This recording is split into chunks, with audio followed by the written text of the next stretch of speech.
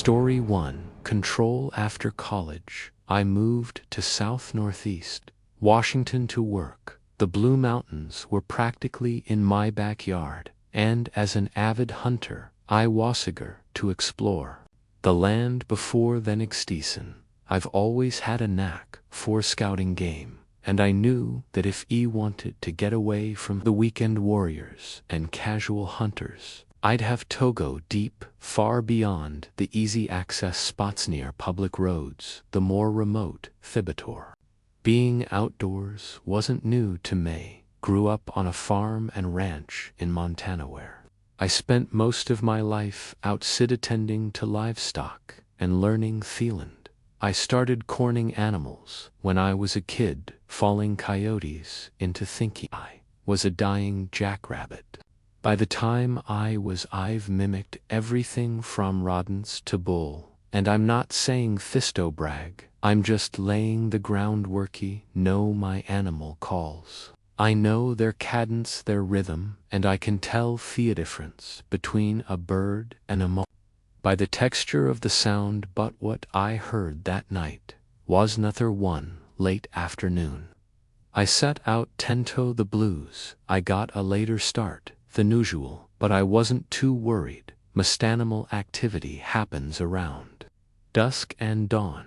I only needed a few miles between me and the nearest road. I climbed up a ridge and found a small, relatively flat spot with a good view of the surrounding garage. Was perfect for spotting game. By the time the sun dipped below the horizon, I'd only seen a few white Tulsand.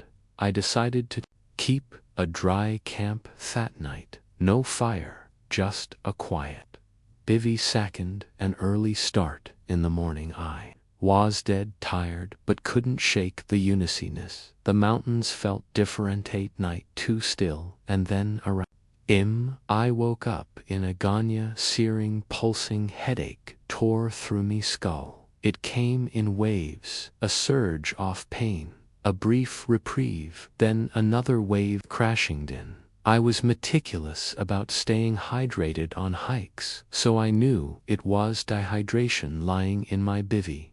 I squeezed me eyes shut, trying to ride it out, when I noticed something else. A faint sound, a low, hollow noise, echoing down the mountainside above me. I froze, my headache forgotten. It wasn't an animal call. Boutit was big, I could tell by the resonance.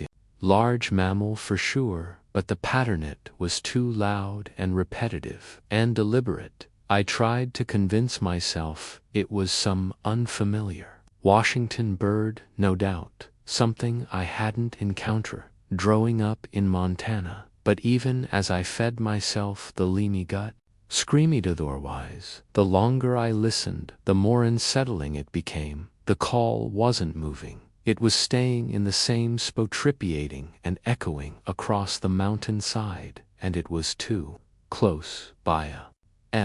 I couldn't take it anymore. The pain in my head was unbearable, and the sound was driving me insane. I made a judgment call. Paul camp and get the hell out the way. I'd hike it in was rough and direct, but I remember a gated road just above my camp. It circled back to the main road where my track was parked. It was a longer roundabout, easier to navigate in the dark, and it would take me directly towards the source of the sound. I had no other option.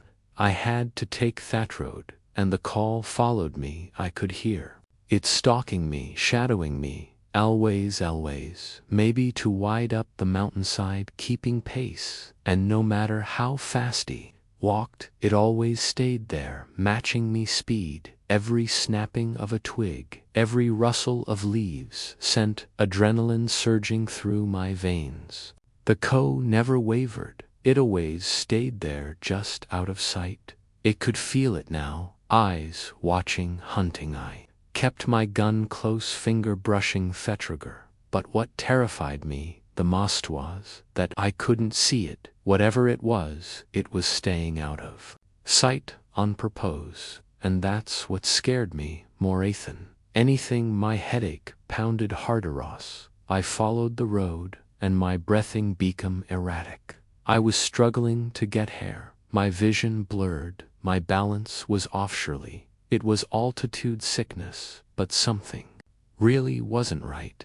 I stumbled through the darkness, the sound above me growing fainter as I descended, and the moment I dropped below the tree line, something happened. The headache stopped instantly, as if whatever had been gripping me had finally let go, but the feeling of being watched never left. I made it back to my truck just before dawn, drained and shaken, my body weak but me mindressing. When I got home, I was still rattled. I couldn't let it go. I spent hours searching online, trying to match sound I'd heard. I was looking for bird calls, anything that could explain it, but nothing matched. Then, almost by accident, I typed in Bigfoot call and it was the exact same sound. My blood went cold as I listened to their recording. I could feel the same dread felt in the mountains that night. Bothers the thing. I don't believe in Bigfoot, never have, and yet I know what I heard, and Eve never heard it again, even on return trips to the same area. I went back, once walked right through the thick, tangled north slope, where the sound had originated from, but there was nothing. It was gone.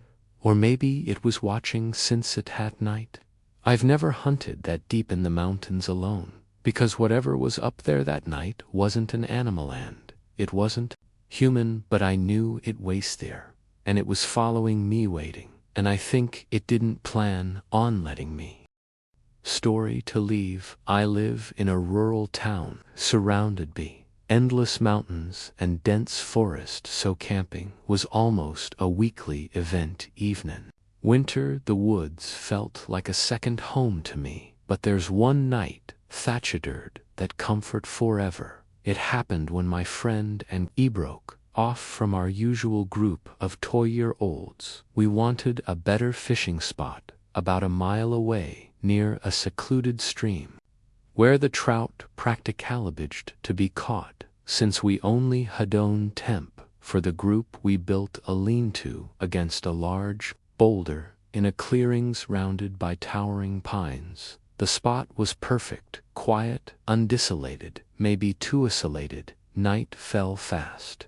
The fire cracked low as the wind whispered redro, the trees carrying the earthy scent of pine and damp moss. My friend had already dozed off, curled up in his sleeping bag besides the glowing embers bed. I couldn't sleep. I felt off. I threw another log on the fire and scanned the tree, lying, trying to calm my nerves. Theflum sparked and hissed, sending flickers of light out into the darkness, and that's when I saw him, a man standing at the edge of the clearing, a boot yards away, perfectly still. The full moon illuminated him, casting a pale glow on his motionless form, which I couldn't make out his face. It was just a silhouette, but he was definitely watching us. My blood turned cold. I stared at him for what felt like an eternity, my mind racing with all kinds of explanations. A hiker, a hunter, but it was too late for that, and he wasn't moving. He was simply observing us. I didn't want to wake my friend and freak him out, so I kept an eye on the figure while I fed the fire the man as quickly as he had appeared, then turned away and walked silently back into the woods. It told myself it was just nothing, a guy passing through, but sleep never came. I lay there listening to the crackle of fire and the rustling of leaves as it carried on the wind. Then I heard a soft footstep. My heart pounded in my ears. This time there was another one that was closer. I nudged my friend awake, and he groaned and rubbed his eyes. "Did you hearth it?" I whispered.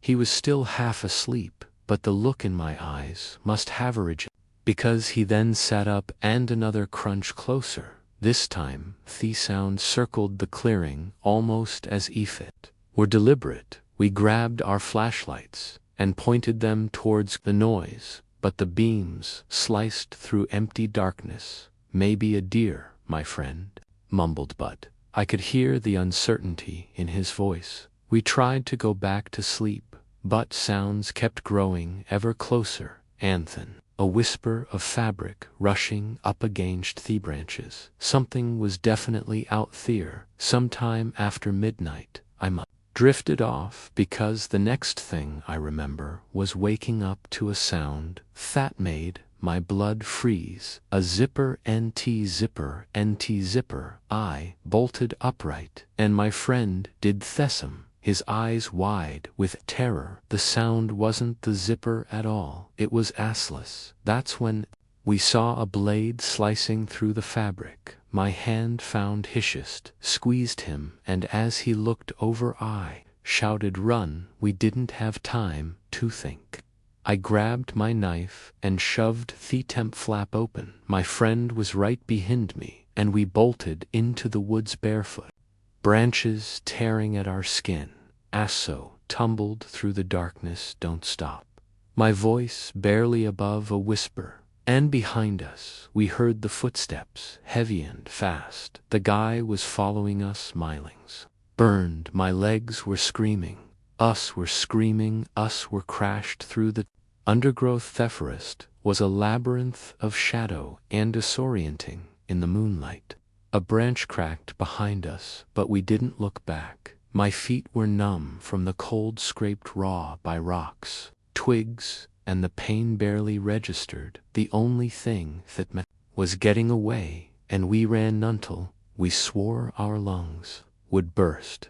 At some point, the footsteps stopped, but wedn't. We ran blindly deeper into the woods. With no sense of direction, we were lost. The night stretched on forever. Every sound made us jump. Twigs snapping, leaves rustling, distant echoes that could have been footsteps. We collapsed somewhere near dawn, too exhausted to keep going. My body was trembling, my feet bloodied. "Andrar, we need to find the road," my friend murmured, his voice barely above a whisper to But. In the vastness of the forest, everything looked the same. By sheer luck, we stumbled upon a path when the sun began to rise. The warmth of the morning light was surreal after the terror of the night, but even in the Daleth forest felt wrong. I was sure he wastled there. We didn't talk much on the walk back to our group. We made it back to our tent, which had been sliced up beyond recognition. We gathered up the remnants, Foff, the fabric, and our stuff, which had been thrown all over the inside of the tent, and part of it smoldering on the embers of the fire, and we left for good, never told anyone the story. Who would believe us? But neither of us ever went camping again, because that guy, even though it's unlikely that he was going to be back, could still be out. Story 3 there, for those of you who don't know, Adu is basically a massive, fast-moving wall of wind that can rip trees straight out of the ground and toppled small building bugs. Imagine a freight train off-wind roaring through the forest, tearing everything apart in its path. It might not sound that bad if you're sitting in your living room, but when you're deep in the woods surrounded by towering trees that could come crashing down at any second, it's absolutely terrifying. But surprisingly, the storm wasn't even the scariest part of that night. I had set my tent up inside a single-walled pavilion, a structure with a cement slab foundation and a roof, but no real walls. I figured it would give me little extra protection from flying debris and falling branches. I was wrong, in beknost to me. I wasn't the only one seeking shelter from the storm, as the wind howled through the forest, bending trees and sending leaves flying like shrapnel. I heard something at first. I thought it was just the storm, playing tricks on me, but then I felt a very heavy presence, and a repeated tapping sound, claws clicking against the cementage outside my tent. I froze. My breath caught in my throat as I realized it was a black bear, and not just any black Berthus. One was pissed off and panicative. Had bears outside my tent beforiously. You can scare them off with a noise, some guttural screams, a few loud clamps, maybe some strong language, but this one wasn't going anywhere. The storm had riled it up, and now it was strapped in the same pavilion as Messerkling, the tent, with a mixture of fear and aggression. I could hear it pacing back and forth, huffing and puffing, trying to figure out what to do. Every few seconds it would leave the pavilion to return moments later, each time or agitated and confused. The tapping persisted. It was running in circle surround me. I could hear its claws clicking rhythmically on the cement with each stride, getting closer,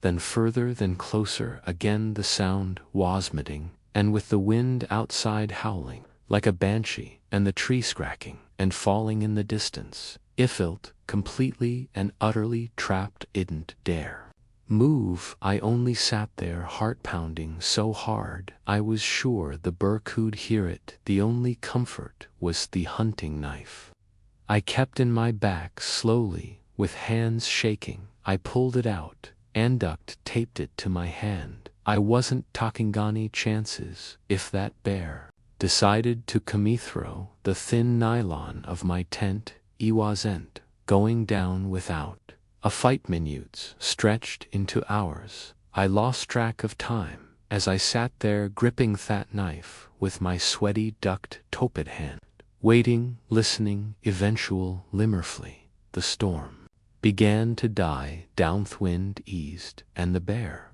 finally wandered off, probably as exhausted and disoriented as I was. But I didn't move, not until the first light of dawn crept through the trees. When I finally stepped out Theaton, I saw the tracks circling the pavilion, deep gouges left by claws thought had been too close for comfort. That night was without a doubt one of the most terrifying experiences of my life, and to this day it's the only time I've ever encountered a black Berthoud I couldn't scare away.